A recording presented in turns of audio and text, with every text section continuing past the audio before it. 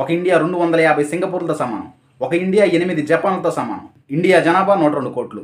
America జనాభా 28 కోట్లు. 28 కోట్లు ఒక బిల్ గేట్స్ పుడితే 102 కోట్లలో ఎంతమంది పుట్టాలి? కానీ ఒక్కడు కూడా పుట్టడం లేదు. కారణం, మన దేశంలో సైంటిస్టులు చేసిన ప్రయోగాలు వెలుగు చూడాలంటే లంచం.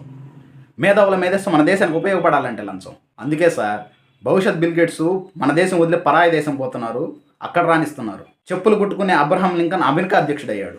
కానీ మన దేశంలో అలాంటి అబ్రహాం లింకన్ ఇంకా చెప్పులు కుట్టుకుంటూనే ఉన్నారు. కారణం లంచం.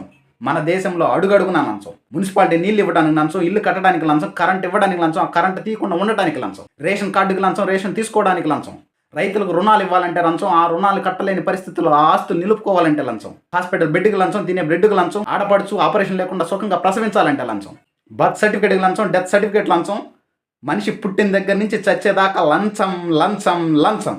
అగ్గిపెట్టె దగ్గర నుంచి రైలు పెట్టేదాకా అవినీతి నడుస్తుంటే బ్రతుకు